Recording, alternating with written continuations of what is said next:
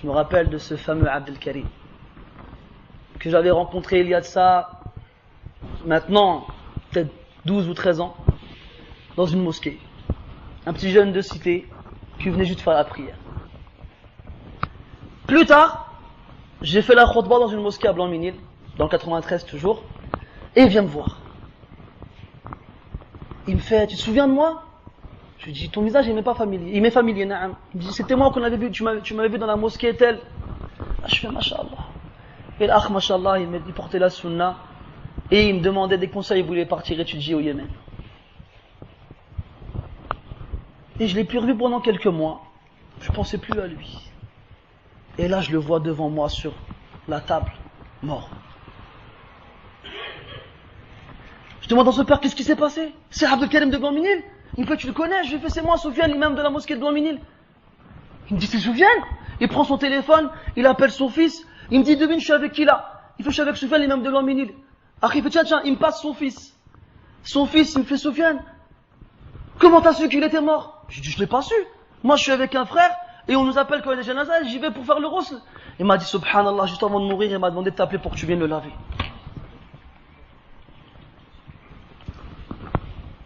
Allahu Akbar. Il m'a dit, il veut que ce soit toi qui le lave, et il veut que ce soit toi qui prie sur lui.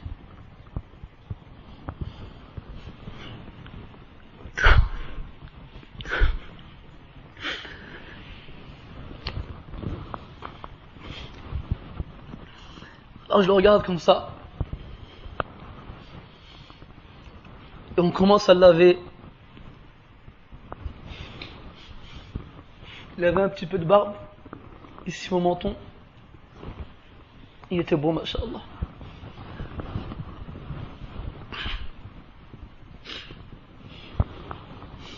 Wallah, j'exagérerai pas si je vous dis que son visage resplendissait. J'ai demandé à son père comment est-ce qu'il est mort. Il m'a dit, subhanallah. J'ai demandé à son frère. Il m'a dit, il est monté sur son scooter et il partait faire salat al-maghrib à la mosquée. Et son frère, il me dit, je l'ai quitté juste avant. Et il a démarré, je l'ai appelé Abdelkarim. Il s'arrête, il me dit quoi? Je lui ai dit, n'oublie pas de faire dua al-rukub. Subhanalladhi sakhara lana hada wa ma kunna lahu muqrinin. Alors il lui dit, barakallahu fik. Il l'a dit, il met son casque, il roule un peu et il se fait taper par une voiture. À l'hôpital, il arrive à parler un peu et un peu plus tard il meurt. Alors on l'a lavé, on a prié sur lui, et comme ses prédécesseurs, il a pris le chemin pour le bled où il a été enterré, rahimahullah, wa ghafara bih. Vous voyez les frères, ici nous tous, je pense qu'on a l'intention, Inch'Allah, de partir, ne serait-ce que pour étudier. Je pense que les conseils avisés de notre cher frère Bouzaïd vous ont assez motivé pour cela. Et moi, si je peux vous rajouter une chose, c'est que la vie, elle n'est pas éternelle et qu'on peut faire plein de projets. Wallahi, si Rabbi Azza wa Jalla ne te laisse pas le temps, ben tu les feras pas. Alors profite de ta jeunesse, profite de ta vie et ne remets rien au lendemain. Comme il disait Al-Hassan al-Basri rahmahullah, Ya ibn Adam, innama anta ayyam, fa idha dhahaba yawmuk, dhahaba ba'duk. Ô fils d'Adam, tu n'es que quelques jours, et lorsqu'un jour il te quitte, une partie de toi est partie. Une fois, et là c'est un peu plus particulier parce que c'est quelqu'un que je connaissais. Un frère qui habitait pas loin de chez moi, qui aimait beaucoup jouer au foot, comme tous les jeunes, qui venait juste de finir l'école et qui travaillait à l'aéroport quand il pouvait pour gagner un peu d'argent. J'ai travaillé avec lui, j'ai joué au foot avec lui. C'était un ami, c'était un frère et aussi un ami. Ce frère-là, il a été touché d'une leucémie, un cancer du sang. Et il a donc été placé dans un hôpital particulier, spécial, pour qu'on puisse lui faire des dialyses. Et on venait le voir de temps en temps. Et c'est très dur de voir quelqu'un mourir à petit feu. Quelqu'un qu'on voyait courir sur les terrains de foot très rapidement. Et ce frère-là, il n'a pas pu aller faire une umrah. C'était son plus grand rêve de faire une umrah. Ou bien de voir la Kaaba. Et nous, alhamdoulilah, on a pu y aller avant et on lui parlait de la Kaaba et de ce qu'on ressent quand on voit la Kaaba. Et lui, il nous regardait comme ça avec des grands yeux. Et je me rappelle, il disait, au top!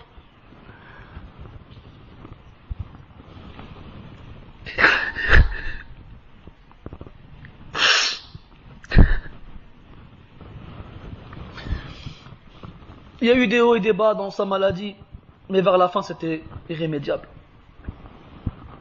Pas longtemps avant qu'il ne meure, on va à l'hôpital. Il était devenu très maigre. Il était sous assistance respiratoire. Et on n'a pu rentrer que un par un. Avec des protections et des trucs stérilisés pour pas qu'ils soient touchés par un microbe. Parce qu'ils perdent leurs globules blancs, les gens qui sont touchés par cette maladie. Et n'importe quel microbe, il peut les tuer. Il était tout jaune, subhanallah. Tout maigre. Et la sunna, quand vous visitez un malade, c'est de l'encourager, de le motiver, de lui faire oublier qu'il est malade. C'est pour ça qu'on lui dit, là bas, stahour, incha'Allah. Il n'y a pas de mal, c'est une purification si Allah le veut. Mais qu'est-ce que c'est dur, wallah. D'essayer de le réjouir, de lui faire oublier la maladie. Je me suis assis à côté de lui. Il était endormi. Je lui ai pris la main. Il s'est réveillé. Il m'a dit, Sofiane. J'ai fait, ça va, Amin? Il s'appelait Amin. Après, il se met à pleurer. Il me fait, Sofiane, j'ai peur.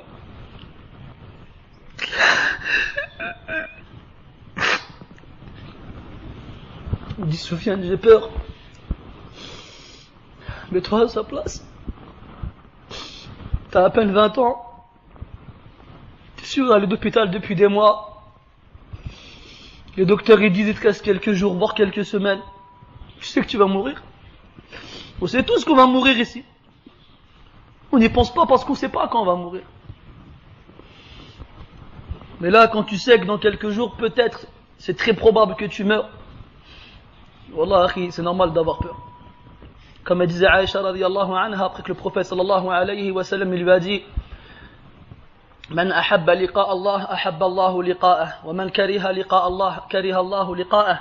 فقالت عائشة رضي الله عنها يا رسول الله أذلك الموت فكلنا نكره الموت. Quand il a dit alayhi salatu wassalam, celui qui aime rencontrer Allah, Allah il aime à le rencontrer. Et celui qui déteste rencontrer Allah, Allah il déteste à le rencontrer. Alors Aïcha radiyallahu anha elle a dit ya Rasulallah, nous si c'est la mort, on déteste tous la mort. Qui aime la mort ici? Qui aime à mourir? Une fois tu lui as répondu alayhi salatu wassalam, il a dit non. On dit quand le croyant il meurt, les anges de la miséricorde viennent et ils lui annoncent des bonnes nouvelles, alors il est réjoui et il aime à rencontrer Allah, alors Allah il aime à le rencontrer. Quant au mauvais, lorsqu'il va mourir, les anges du châtiment viennent et ils lui annoncent ce qu'il attend comme torture et châtiment, alors il déteste à mourir et à rencontrer Allah, et Allah il déteste à le rencontrer. Il me dit Amin, je lui prends la main, il se met à pleurer, il me dit Soufiane, j'ai peur. Alors, un effort plus ou moins de ma part surhumain pour retenir mes larmes. Et je lui dis mais non Amin, Inch'Allah tu vas guérir et on ira faire une umrah ensemble comme tu le voulais tant. Il m'a dit Inch'Allah. Un peu plus tard, donc nous on part. Et un jour je reçois un SMS d'un frère qui le connaissait avec nous et qui m'annonce qu'il venait de mourir. Alors on va à l'hôpital et c'est nous qui nous sommes occupés de son lavage. Et son père il m'a dit qu'il était à son chevet avant qu'il ne meure. Et il lui lisait du Coran. Et lui, il rêvait. Et il parlait en dormant. Et il disait à Omar, Omar c'est l'autre frère très proche de lui aussi. Il disait Omar, dépêche-toi, on va arriver en retard. On est à la Mecque. Et l'évêque, il était à la Mecque. Et que c'était l'heure de la prière. Et il disait aux frères de se dépêcher pour aller prier devant la Kaaba. Son père, il me raconte, il me dit qu'il lisait du Coran et qu'il est arrivé au verset où Allah Ta'ala il dit Ya ayyatuha an-nafsu al-mutma'innah irji'i ila Ya ayyatuha an-nafsu al-mutma'innah Ashia irji'i ila rabbiki radiyatan mardiyah. Et là son fils il fait et il meurt. Imagine-toi ton fils, vous qui avez des enfants ici. Imagine, tu vois ton fils mourir en quelques mois, perdre sa force, être incapable de bouger tout seul, perdre son poids, changer de couleur. Et imagine-le en train de mourir à côté de toi. Quelle épreuve ça doit être pour un père d'assister à la naissance de son fils et d'assister aussi à sa mort. Le prophète nous dit alayhi salatu wassalam ثلاث دعوات مستجابات لا شك فيهن دعوة المظلوم ودعوة المسافر ودعوة الوالد على ولده. Il y a 3 invocations qui sont obligatoirement exaucées, il n'y a aucun doute là-dessus. L'invocation de l'opprimé, l'invocation du voyageur et l'invocation du parent pour son enfant. Et on entend aujourd'hui des gens sans aucun scrupule qui invoquent la mort pour leurs enfants. Ce sont ces mêmes personnes qui, lorsque leurs enfants ils meurent, ils se roulent par terre et crient et hurlent. Vos enfants, invoquez Allah Ta'ala pour eux. Et même s'ils vous font du mal, invoquez Allah Ta'ala pour eux. Allah Ta'ala il accepte vos invocations pour vos enfants. Alors si vous avez fait du mal, demandez à Allah Ta'ala de le guider et de le ramener vers la droiture. Ne demandez pas à Allah Ta'ala de le punir et de l'éloigner de vous. Vous serez les premiers à en souffrir. Vous serez les premiers à en souffrir. On arrive à l'hôpital et une dernière fois on voit Amin. Je n'exagérerais pas si je disais que le peu de temps où j'ai réussi à le laver, je l'ai lavé avec mes larmes. C'était très difficile, wallah. Ici, il y a ce lien très fort qui nous unit. C'est l'iman. La foi, elle a fait qu'on est tous des frères. Innamal mu'minuna ikhwa. Et on s'aime. Peut-être même des fois on aime nos frères plus que certaines personnes de nos familles. Shafi'i rahimahullah il disait مجالسة الإخوان أحب إلينا من مجالسة الأهل والولدان لأن الأهل والولدان يذكروننا بالدنيا والإخوان يذكروننا بالآخرة.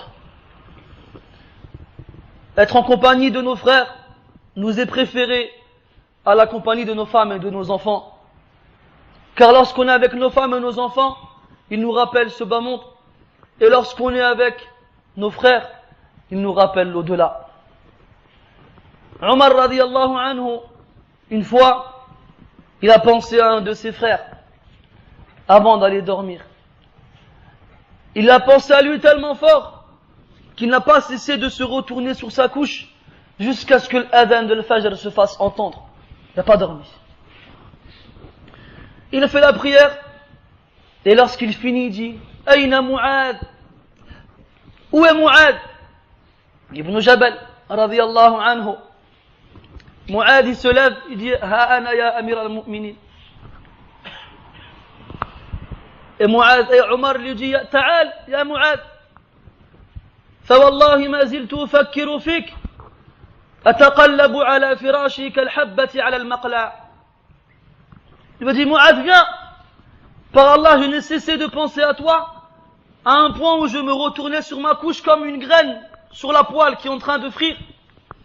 Alors Mu'adh, il va vers Omar radiyallahu anhu, ils se prennent dans leurs bras en pleurant.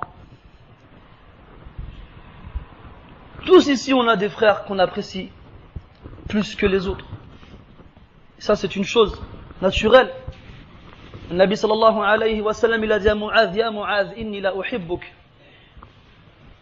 Mu'adh, il a dit, je t'aime. Les sahaba entre eux, radiyallahu anhum aussi. Comme cette histoire avec Sa'd ibn Rafi', si je ne me trompe pas, tu me corriges, Kamal. Kif? Ibn Rabi', Sa'd ibn Rabi' radiyallahu anhu, le Médinois, que le prophète sallallahu alayhi wa sallam a mis avec Abdurrahman ibn Auf, qui venait de la Mecque, juste après la Hijra, et il a demandé donc aux Médinois de fraterniser avec les émigrés de Mecca. Alors Sa'd ibn Rabi', il dit à Abdurrahman radiyallahu anhu, il lui dit, j'ai 2 maisons, je t'en offre une. J'ai 2 femmes, choisis celle qui te plaît, je la divorce et prends-la comme épouse. Si c'est pas l'ukhuwa qui peut te pousser à faire une telle chose, c'est quoi? C'est quoi? Amin, qui nous a accompagnés à la mosquée, qui apprenait un peu le Coran comme il pouvait, avec qui on a passé des bons moments, avec un ballon ou autre. On le voit après qu'on ait prié sur lui. On porte son cercueil, on le met dans le véhicule qui accompagne le cercueil à l'aéroport et on le voit partir. Et il part. Et on n'a plus jamais revu Amin. Rahimahullah wa ghafara. Al-Muhim, mes frères, si vous voulez vivre des expériences qui, je pense, seront inoubliables, alors, si vous le pouvez, bien entendu,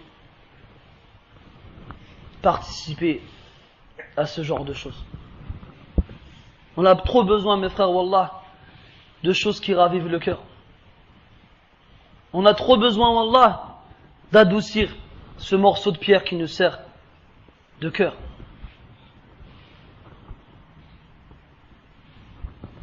On parle du paradis, on parle de l'enfer, on parle du jour du jugement, on parle de la colère d'Allah tabaraka wa ta'ala, et les gens devant toi, ils sont impassibles. Aucune émotion n'est visible sur leur visage. On ne sait pas quoi dire pour les toucher. On cherche, mais on n'a pas de résultat. Tu vas dans des mosquées, parfois pleines, et tu parles pendant 1 heure de l'enfer. Il n'y en a pas un qui pleure. Il n'y en a pas un qui cache sa tête entre ses bras. Comme les sahaba ils faisaient radiyallahu anhum. Comme dans ce hadith où Anas radiyallahu anhu, il a dit que le prophète sallallahu alayhi wa sallam, il leur a fait une exhortation très forte, dans laquelle il a dit لو تعلمون ما أعلم لضحكتم قليلا ولبكيتم كثيرا ولما تلذذتم بالنساء على الفرش ولخرجتم إلى الصعودات تجأرون إلى الله. Il a dit فوضع الصحابة رؤوسهم يعني خفضوها ولهم خنين. Les Sahaba radiyallahu anhu, pourquoi il a dit alayhi salam dans cette exhortation? Par Allah, si vous saviez ce que je sais, vous ririez peu et vous pleureriez beaucoup et vous n'éprouveriez plus aucun plaisir avec vos femmes dans vos lits et vous courriez vers les hautes collines et vous implorerez Allah Ta'ala, rien d'autre.